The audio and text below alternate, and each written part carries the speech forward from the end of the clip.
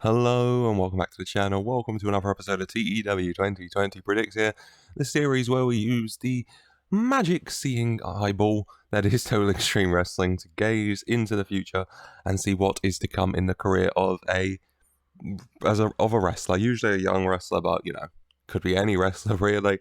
And today we are using our magical powers to gaze into the future of what is maybe to come for Joe Ariola, Tony DAngelo. Now, if you watch my TEW2020 WWE series, you know that I love Tony.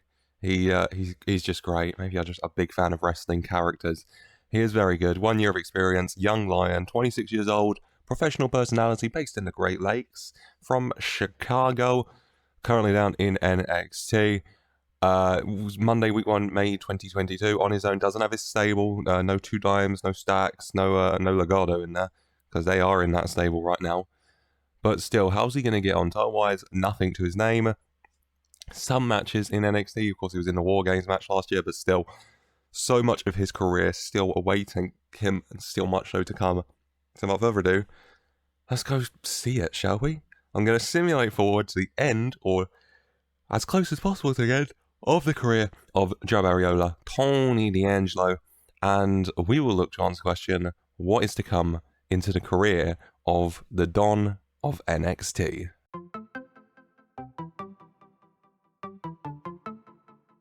And here we are, Monday, week 1, January 2044, only 22 years in the future, comparatively to some other experiments.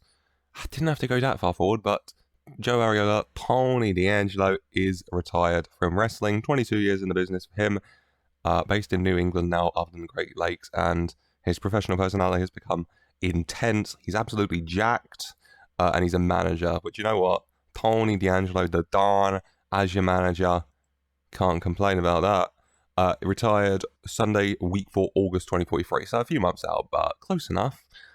Tony's career got called up to the main roster week 3, July 2024, so it took him a couple years, but eventually getting called up to WWE. And then in Monday, week 4, July 2027, so 3 years into his WWE main roster run, got a mild concussion, out for 28 days, not too long, just about, just a month in game. Plenty of extensions, another injury, Monday, week 4, March 2032, another concussion, 30 days. A mild concussion kept him out for 28 days, and a regular concussion only kept him out for 30 days, so it's not all bad. Relocated to New England, where he still resides, extended. Eventually, he left WWE on Friday. Oh God, when did he leave? He left WWE Friday, week 3, December 2037, and then he signed with the only other company he's wrestled with in this, ICW NHB, Friday, week 4, January 2038. So he was only out of he was a free agent for about a month before they snapped him up. ICW, no holds barred, NHB. American Deathmatch promotion, which you go, Tony. You do you, King. They got a lot of names you'll recognise though, so they're doing fine, aren't they? Stayed there for quite a while. He was there from January 2038 to his retirement. Well, no, they left them in June 2042. So he was there for about 5 years, just under. And then about a year as a free agent before he said, you know what, I'm going to call it. Which, fair enough. Tony, moving around a bit, plenty of time in WWE. 2 years in NXT, main roster from July 2024 to December 2037, so 13 years in WWE, a long time, and then another 4.5 to 5 years in ICW. He's moved around a bit, Tony, but he's had a long run, a lot of time spent on the main roster, and those 17-ish years on the main roster resulted in him being a 4-time US champ and a 1-time Universal. Let's start with the NXT. He was NXT champion week 2, June 2024 to week 3, July 2024, so just over a month, NXT champion. He lost it July 2024, and then he was called up July 2024. So he was called up week 3, July 2024, but he lost the title week 3, July 2024. Yeah, so he lost it, and then he immediately went up to the main roster, which explains why he lost it so quickly, I assume. And then 4-time US champ, 1-time Universal, I mean, that's pretty good. I mean, years of service. I think if Tony DAngelo, good mid-card superstar, gets some US titles, eventually you say, hey, you worked hard for us, kid, eh? Here you go. Have a little world title reign. Beautiful. And I don't think he'd have an issue with that career trajectory. His first US title was week 4, November 2027 to week 2, January 2028. One defense, held it for about a month and a half. You know, not the longest reign, but just the first one, just to kind of ease him into the title scene. None of these reigns are long, me gazing down upon them, though. His second US title run was week 4, March 2028 to June of 2028, week 1. 2 defenses. He held that for just over 2 months. So his title reigns at the moment are, 6 weeks and 9 weeks. Then comes his third US title reign, week 4, July 2028 to week 1, September 2028. So 5 weeks. This isn't going well. 6 weeks, 9 weeks, 5 weeks. And then he's won his Universal title, week 2, December 2033 to week 1, April 2034, which is WrestleMania, I'm pretty sure. So Tony DAngelo defended the Universal title at WrestleMania. Not just any WrestleMania, that would be WrestleMania 50. So a lot of faith in Big Tony for that one at the very least. 5 defenses, losing at Mania. It'll be interesting to see who he lost it to at WrestleMania 50. And then another US title reign, week 2, December 2035 to week 4, January 2036. So another 6-week reign. His longest title reign in WWE overall was the Universal title, which he held for just under 4 months. Everything else, a month, 2 months, but that 4 months. And wrestling at WrestleMania 50 with it. So, I mean, fair enough to Big Tony, Don of NXT. Power ranking wise, he'd been in the power rankings a lot. His highest ranking was 25th in 2030. I mean, is he in it every year? 2022, he stays in it every year from 2022 to 2041. He was in the top 500 wrestlers in the world at least. 332, 375, 356, 319, 332.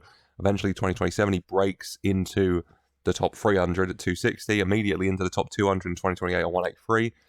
And then he gets a really good streak going for him. 2029, he's 55th. 2030, reaches his highest of 25 in the world. 2031, down to 92, down to 138, down to 105, back up to 73. Then down to 106, up to 105, 141, 94, 183, 132, 144, and then not in it. But that's pretty much around his retirement anyway. So Tony DAngelo, I mean, overall, looking at his career, I'd call this a success. I mean, continually thought of as one of, I mean, at the very least, a very good wrestler. I was about to say one of the best 500 in the world, but that's a pretty wide margin, honestly. But a very good wrestler. We'll check his match quality as well. Just another look at that.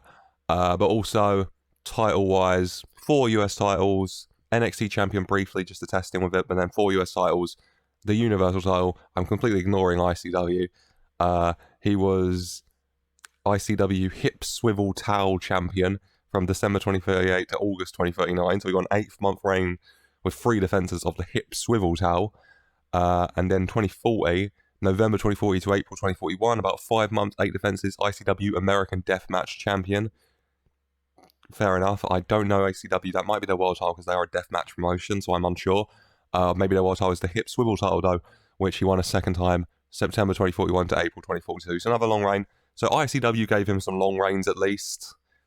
I mean, the 2 of them were with the Hip Swivel Towel title, which, for all I know, could be a very prestigious title, but I'm just looking at the name of the Hip Swivel Towel, which at the very least is a very cool name. Tony's career as a whole, match quality-wise, in total 453 wins, 1 draw, 411 losses. What is that? 875 matches, 453 wins. So he won the majority of his matches. Average rating of 61. I mean, pretty decent. I mean, if you focus on NXT, where he starts with low pop in that, which will get him low ratings, and then ICW, where he's slowed down a bit and he's going to get low ratings. In the middle, you'll find that sweet spot in WWE, where he was Universal Champion, probably getting decent ratings. Highest rating of 83, lowest to 35. 61's fine. Highest rating of 83, I'm going to presume that's going to come somewhere in this mid-range. 83, it is in 2031. And Tony's highest rated matchup of his career Come on. Where is it? It was actually the first week of 2031, January 2031, the first episode of SmackDown, where Isaiah Cassidy and Ricochet defeated Tony D'Angelo and Andrade by disqualification. In that match, Tony got a 69, which is nice. He really dragged down this match, though. No offense to him. Got 97 Ricochet, 93 Andrade, 87 Isaiah Cassidy, 69 Tony, which is very nice, but it did drag that down a little bit. So, I mean, Tony D'Angelo, not the best in ring, but I don't think anyone's ever expecting him to be. Tony D'Angelo's more, you know, he's a character. Well, who doesn't love a character? Tony D'Angelo, the Don of NXT. We love that for him. I think he's had a decent career. We'll do the usual. AEW out of business. And we'll just double check, as always, that Tony Khan bankrupted them. And come on, Tony, just show me the well, I was about to say show me the money, show me the lack of money. Come on, where is it? Mounting financial problems. Tony Khan, mate, just give it up. The amount of companies Tony Khan bankrupts, just let it go, man. Maybe wrestling's not for you. ICW, I assume, I just want to check the American Deathmatch is their main title. It is, and the hip swivel, I'm going to be really, really generous and say, is their Intercontinental title.